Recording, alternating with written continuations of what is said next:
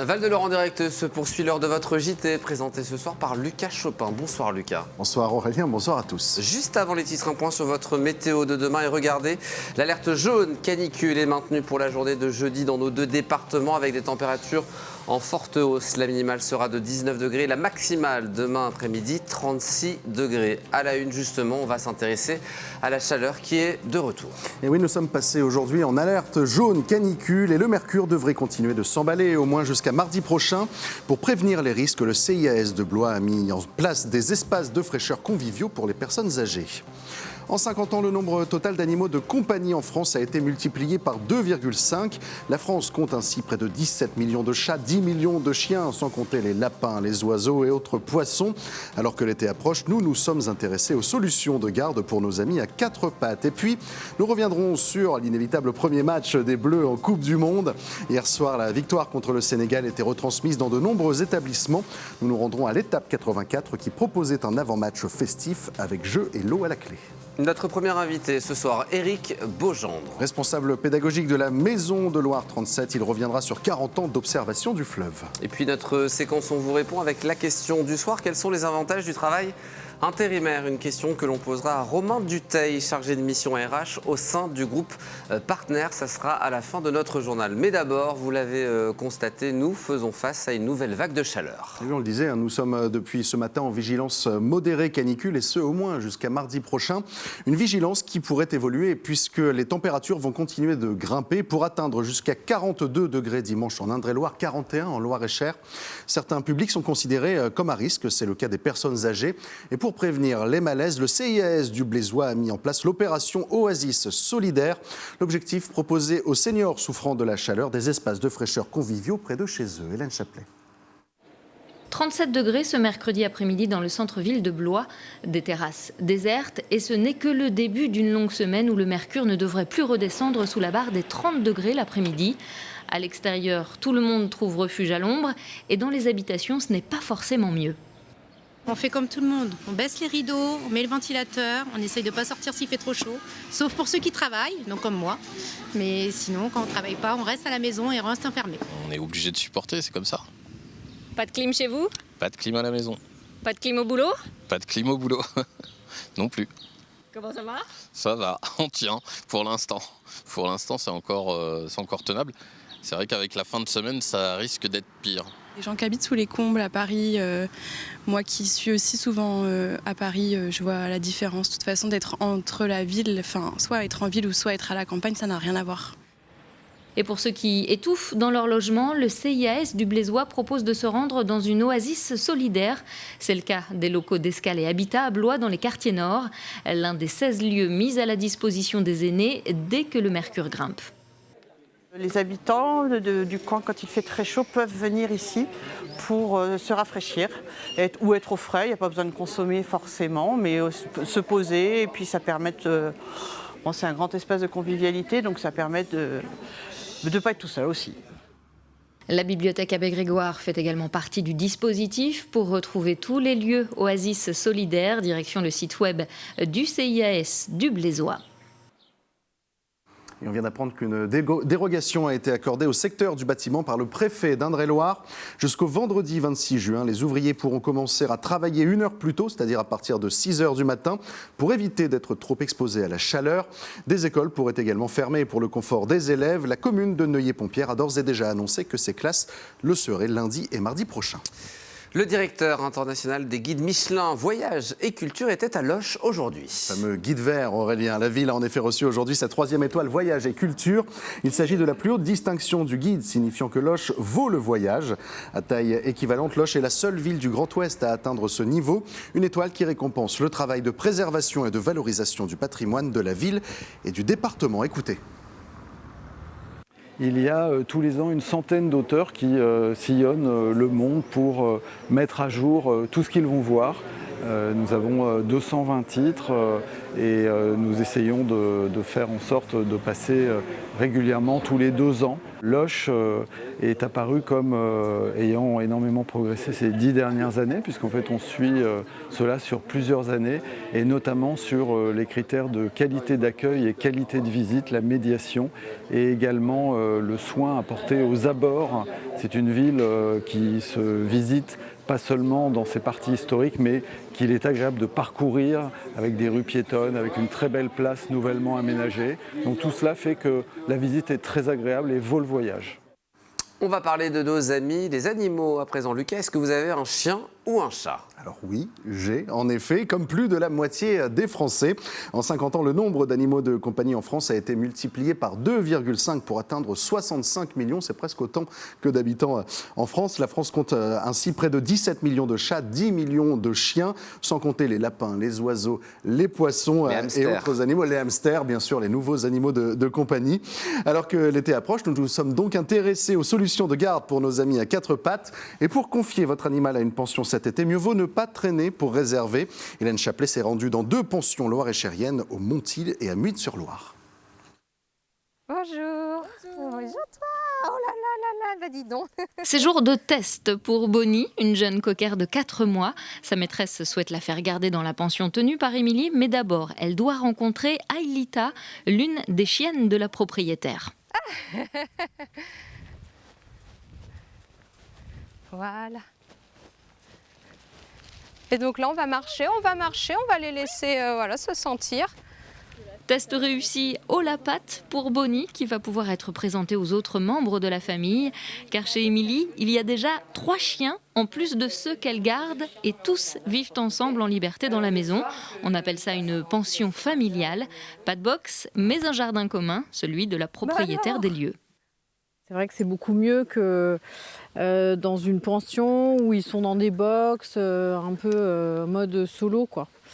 Donc là, c'est plus proche de ce que nous, comme nous à la maison, quoi. Ce jour-là chez Émilie, 5 chiens en pension à 22 € par jour. Tous sont stérilisés, identifiés, vaccinés et déparasités. Depuis le lancement de son activité fin 2023, cette assistante vétérinaire a réussi à se créer une clientèle fidèle.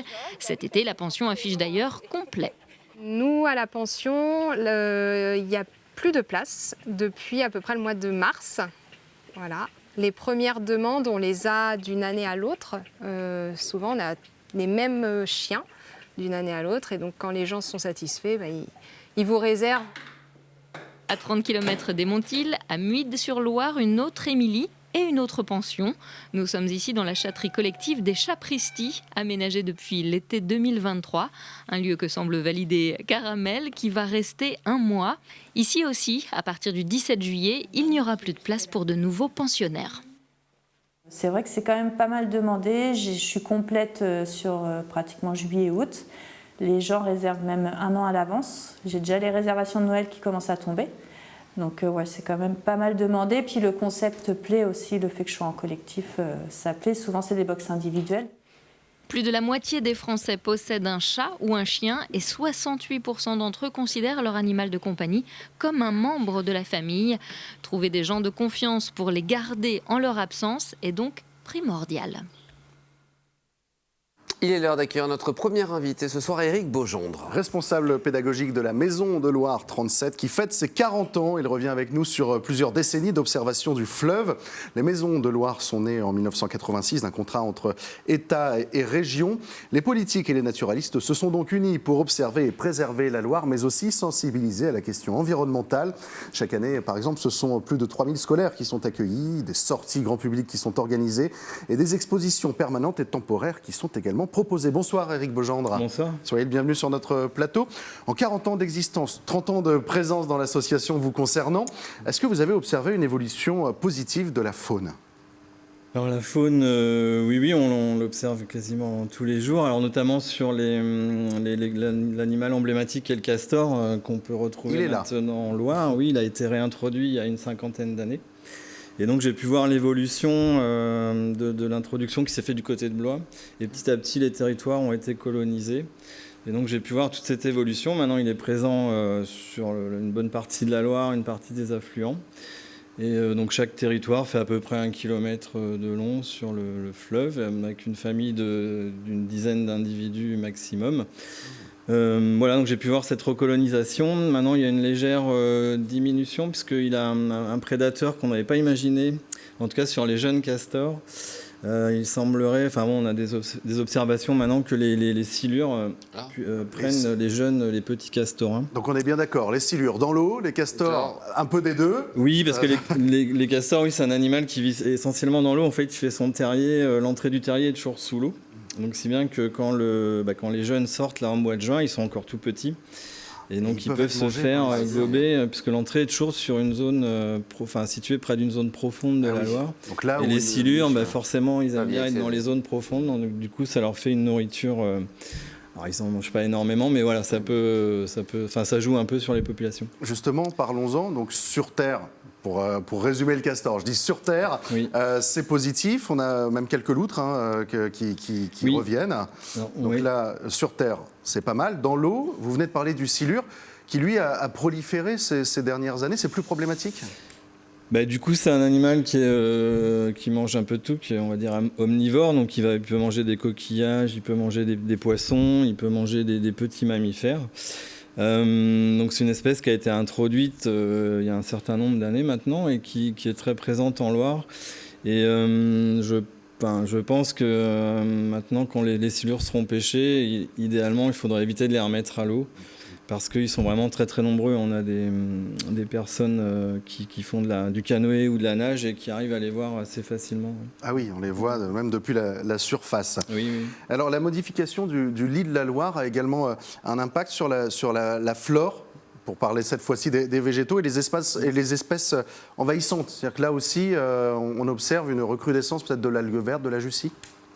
Oui. Donc, après-guerre, on a enlevé énormément de sable dans la Loire, ce qui a provoqué l'enfoncement du lit de 1,50 m à 2 mètres de la ligne d'eau.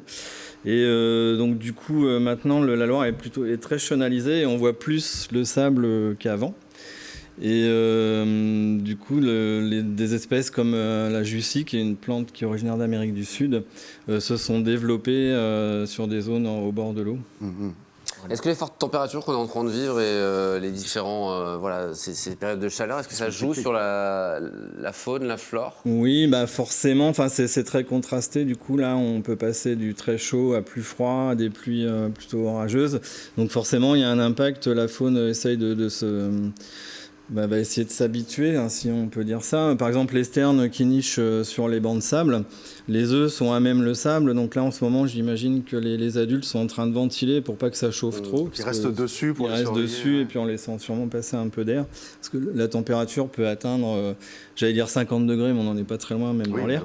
Mais sur le banc de sable. Donc forcément, ça doit jouer un petit peu. Et puis, il y a les algues peuvent se développer un peu plus vite. Il y a plein d'espèces qui sont apparues là, depuis une vingtaine d'années qui modifient forcément l'évolution de la Loire. Alors, on a parlé des animaux, on va parler des humains. Depuis le classement du fleuve à l'UNESCO, vous constatez un retour à la Loire. En contrepartie, il y a un besoin de pédagogie, forcément. C'est-à-dire qu'est-ce qu'il faut apprendre à respecter le fleuve ? L'humain, peut-être destructeur, pourrait abîmer le fleuve ? Oui, mais après, on a tous le droit d'aller en Loire, il n'y a pas de problème, mais il faut qu'on apprenne à découvrir un peu les autres vivants qui sont présents sur le fleuve, de manière, sur certaines périodes, éviter certains endroits. Mais encore une fois, tout le monde peut aller sur le fleuve sans problème, mais on a le droit, bien sûr. Après, il y a des zones qui sont quand même indiquées. Il y a des petits panneaux qui vous disent de passer votre chemin. On le voit bien à Tours, on ne peut pas aller sur les îlots, on peut pas, effectivement. C'est très encadré. Alors la pédagogie, elle concerne également le risque d'inondation.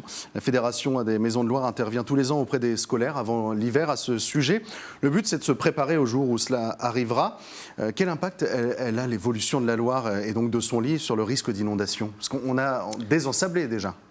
Oui, on pourrait penser que ça nous protège des crues très importantes, des inondations. Alors déjà, il y a peu de chances qu'on ait une crue dite centennale ou qu'on va plutôt appeler une crue mixte. Il faut qu'il pleuve en même temps plusieurs jours dans le Massif central et chez nous. D'accord. Et là, c'est des phénomènes météorologiques qui sont quand même assez rares.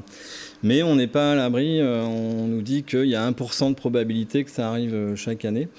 Donc nous qui habitons les bords de Loire, chaque Ligérien doit garder à l'esprit quand même que le fleuve peut à un moment donné monter assez haut, et on a quand même pas mal de constructions. Les villes en bord de fleuve sont en partie inondables.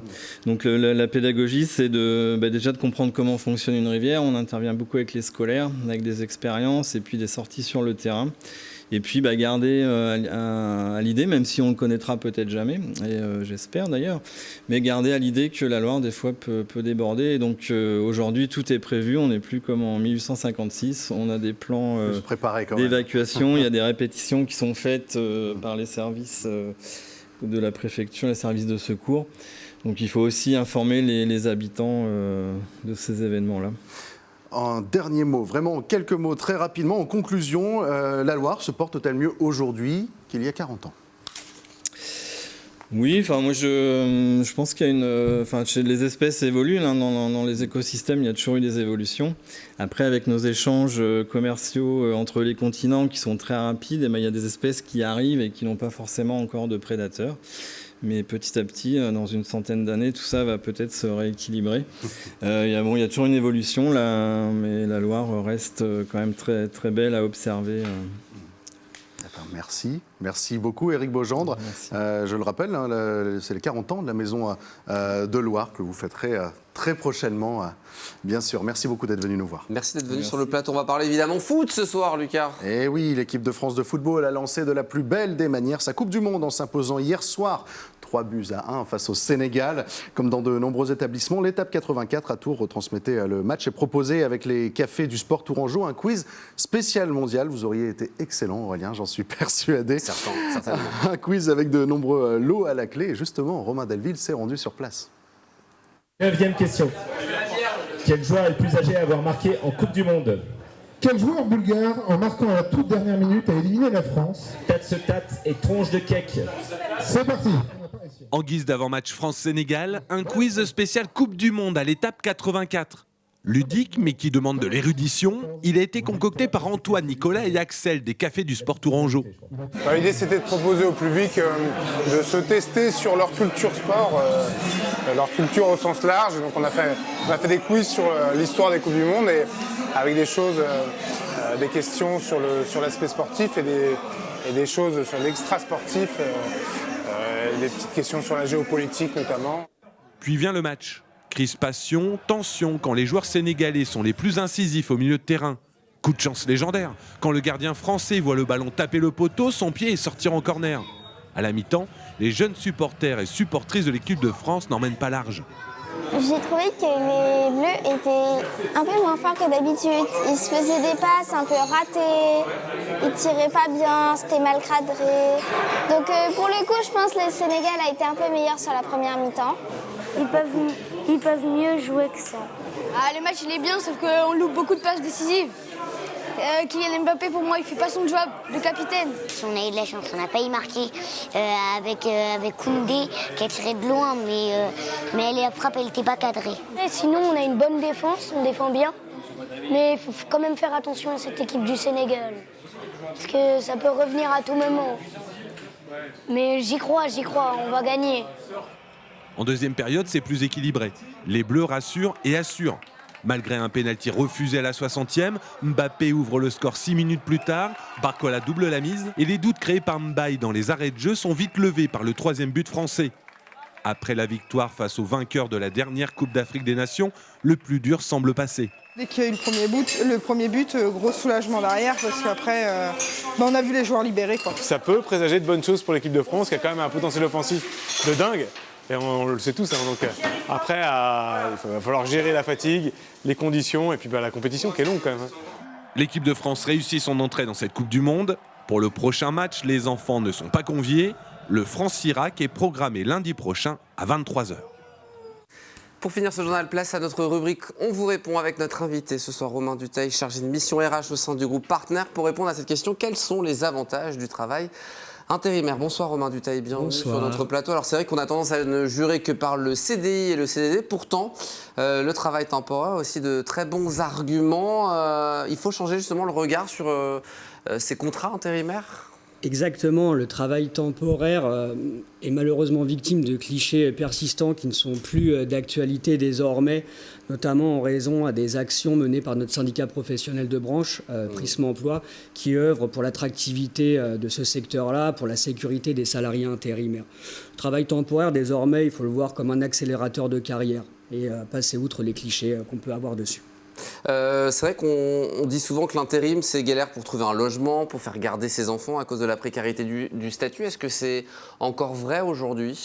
Non, le travail temporaire et la précarité, ce sont deux choses qui sont du passé aussi, pour plusieurs raisons. Déjà, premièrement, le travail temporaire permet de se constituer un bagage professionnel en travaillant dans différentes entreprises, dans différents secteurs d'activité, sur différents postes, permet de bénéficier aussi d'une rémunération qui est attractive. La rémunération d'un intérimaire, c'est de l'égalité de traitement, c'est-à-dire c'est la même qu'un salarié permanent en CDI ou en CDD dans l'entreprise. Sauf qu'en intérim, on va avoir 10% d'indemnité de fin de mission, 10% d'indemnité compensatrice en fin de contrat, ce qui rend le dispositif beaucoup plus dynamique. Je parlais de la garde des enfants, là aussi il existe des dispositifs pour aider justement la garde d'enfants ? Exactement. Dans le travail temporaire, chaque intérimaire peut bénéficier d'une sorte de super comité d'entreprise qu'on appelle le FAST-TT, pour le Fonds d'action sociale du travail temporaire, qui propose différents services. Par exemple, garde des enfants, une agence appelle une candidate, un candidat un soir pour une mission qui débute le lendemain. Cette personne n'a pas de solution de garde. Un coup de téléphone au FAST-TT qui pourra trouver une solution de garde, soit en crèche, soit à domicile. Et tout ça pour un tarif qui est extrêmement intéressant. Il y a aussi la question des mobilités. Là aussi, il y a des aides spécifiques par rapport aux mobilités. Tout à fait. Je vais rester une nouvelle fois sur le FAST-TT qui propose premièrement des services de location de voitures à tarif extrêmement avantageux pour aller travailler, et ce jusqu'à 60 jours. On connaît tous ensuite Blablacar. On connaît peut-être un peu moins Blablacar Daily, qui permet justement de faire du covoiturage pour aller travailler. Eh bien, Blablacar Daily et le FAST-TT se sont justement associés en quelque sorte pour proposer des subventions permettant à un intérimaire ou une intérimaire qui souhaite aller travailler, qui n'a pas forcément de véhicule, d'aller rejoindre sa mission en covoiturant. C'est tout bénéfice pour tout le monde, le salarié comme la personne qui covoiture. Juste un mot du FAST-TT, le Fonds d'action sociale du travail temporaire, c'est en étant inscrit dans une agence d'intérim qu'on va y avoir accès ? Comment ça se passe ? Exactement. Par nature, une personne qui s'inscrit dans une agence de travail temporaire qui a un contrat de mission pourra bénéficier des actions offertes par le FAST-TT, tout à fait. Autre cliché, on va terminer là-dessus. Souvent, quand on dit intérim, on pense boulot répétitif. C'est pas le cas. Il y en a qui font leur carrière et leur vie professionnelle dans l'intérim. Ça existe, ça ? Exactement. On est ici sur un des clichés du travail temporaire. Travail temporaire, basse qualification, boulot répétitif, c'est plus la réalité des choses. Désormais, nos agences sont en capacité de proposer des missions de longue durée dans des secteurs d'activité divers et variés, sont en capacité de former les salariés. Il faut avoir en tête que le travail temporaire est le premier financeur professionnel, premier acteur, investisseur dans la formation professionnelle, en poussant la porte d'une agence d'emploi.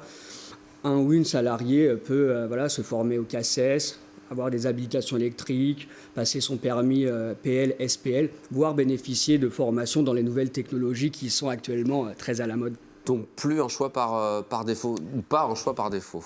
Non, pas un choix par défaut, et effectivement, c'est même stratégiquement, je trouve intéressant de commencer sa carrière par le travail temporaire, dans la mesure où les perspectives offertes par cette branche d'activité sont extrêmement intéressantes. On aura sensibilisé en tout cas nos téléspectateurs ce soir. Merci beaucoup Romain Dutail d'être venu sur notre plateau ce soir. Merci Lucas, c'est la fin de ce journal. Dans un instant, la suite de vos programmes. Et nous, on se donne rendez-vous 17h50 demain. On sera là. On prend soin de soi, évidemment, avec Hydrate Chaleur. Prenez soin de vous et à demain, 17h50.